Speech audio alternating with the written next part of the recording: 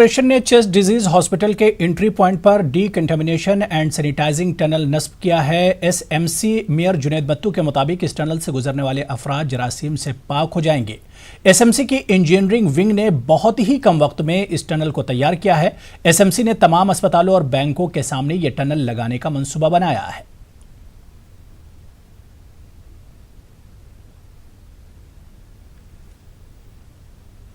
हमने लगभग हफ्ते से एक हफ्ता हुआ कंटामिनेशन और सैनिटाइजेशन टनल्स पे काम शुरू किया। बहुत सारे सिटीज़ में दुनिया में ये हुआ है, टर्की, चाइना, ब्रिटेन में स्टार्ट हुआ है।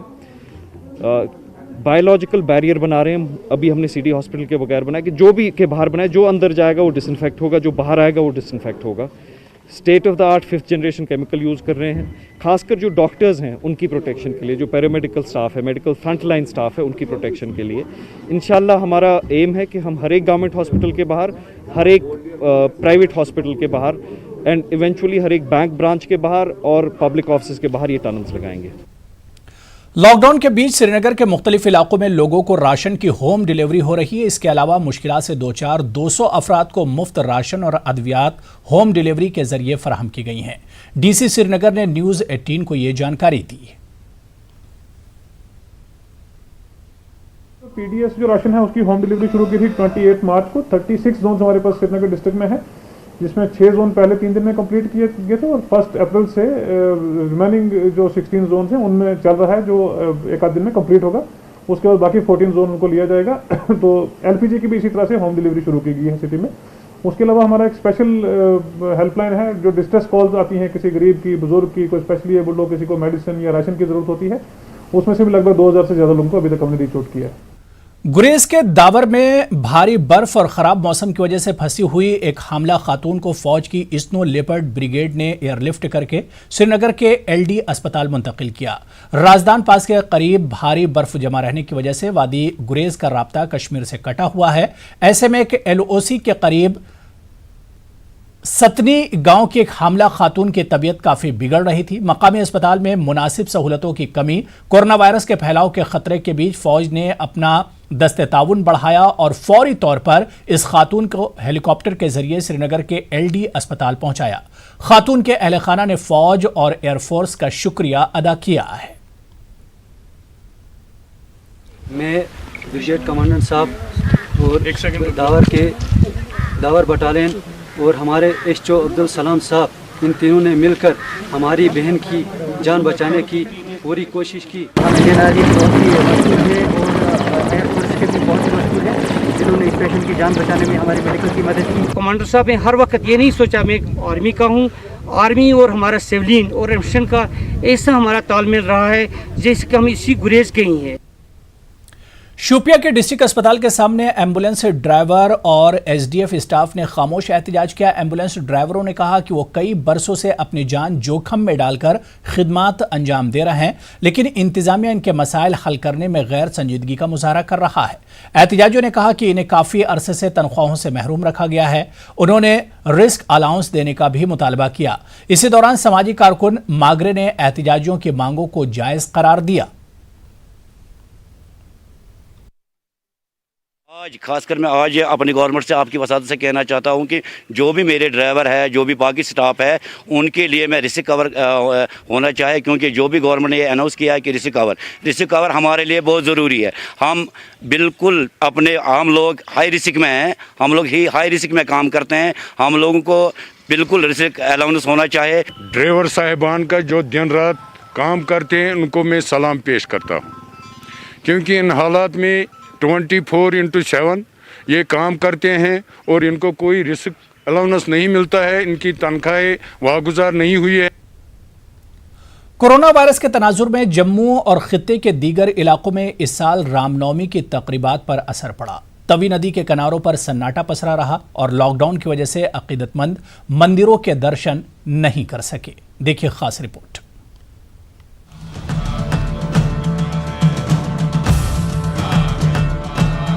रामनवमी के मौके पर जम्मू की हर की पौड़ी मंदिर के करीब तवी घाट पर हर साल जो मंजर रहता है, इस मर्तबा वो देखने को नहीं मिला। पर कलश विसर्जन के लिए अकीदतमंदों की बहुत ही कम तादाद देखी गई। दरअसल कोरोना वायरस के फैलाव को रोकने के लिए हुकूमत के लॉकडाउन अहकामात की पासदारी करते हुए कम ही लोगों ने अपने घरों से बाहर निकलने को तरजीह दिया। अकीदतमंदों ने एहतियाती तौर पर बड़े मजमे को जमा होने नहीं दिया। पिछली यादों को ताज़ा करते हुए अकीदतमंदों ने कहा कि हर साल यहाँ पर हजारों की तादाद में लोग विसर्जन के लिए जमा होते थे, लेकिन इस रामनवमी पर मुख्तलिफ मंजर देखने को मिल रहा है। सर पहले तो आउट ऑफ कंट्रोल, पैर रखने की जगह नहीं होती थी, काफ़ी लोग आते थे।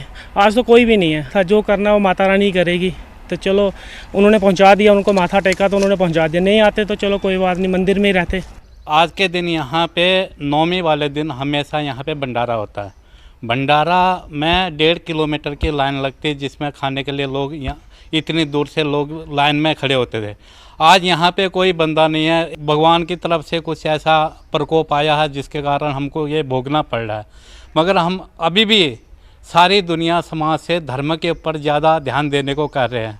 क्यों? ये जो भी होता है, जो बीमारी होती है, ये धर्म जब घटता है तो बीमारी का प्रकोप बढ़ता है। कलश विसर्जन के लिए रजाकाराना तौर पर हरकिपोड़ी घाट न आने वाले अकीदतमंदों ने एहतियाती इक़दाम के तौर पर मंदिरों में ही कलश रखा। हुक्काम ने अकीदतमंदों से कहा कि वो मंदिरों के करीब कलश रखें और इंतजामिया की जानिब से रस्म रिवाज के मुताबिक ही हरकिपोड़ी में इसका विसर्जन किया जाएगा। नॉर्मली हम हरकिपोड़ी जाके ही विसर्जन करते हैं हर बार, बट इस बार जैसे सब जानते हैं ये कोरोना वायरस के चलते हम वहाँ पे इकट्ठे नहीं हो सकते हैं। तो जैसे एडमिनिस्ट्रेशन ने बताया यहाँ पे मंदिर में आके हमें साख छोड़ने के लिए बोला, और उन्होंने ये श्योर किया कि यहाँ से कलेक्टिवली आगे जाके विसर्जन कर दिया जाएगा। ठीक है, मन को वो शांति, अगर आप जो कहते हैं कि खुद अपने हाथ से पानी में विसर्जन करना वैसे तो नहीं है, बट अपनी सोशल रिस्पॉन्सिबिलिटी समझते हुए हमें इसका कोई मलाल भी नहीं है कि हमें यहाँ पे छोड़ना पड़ रहा है। It is for our sake and for our safety and for other safety. So we as a responsible citizen respect the decision of the government. Lockdown की वजह से रामनवमी के मुबारक दिन भी अकीदतमंदों को मंदिरों में नहीं देखा गया।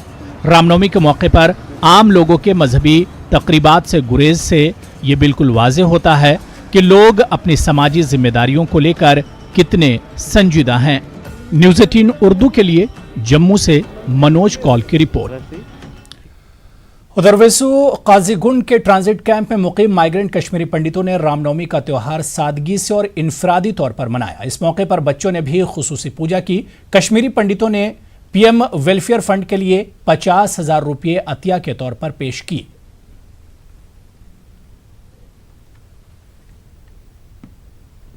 रामनवमी मनाई जाती है और पूरे देश में बड़ी धूमधाम से मनाई जाती है, लेकिन कोरोना वायरस की वजह से आज वेसू कॉलोनी में भी बड़े छोटे पैमाने पे ये हमने मनाई।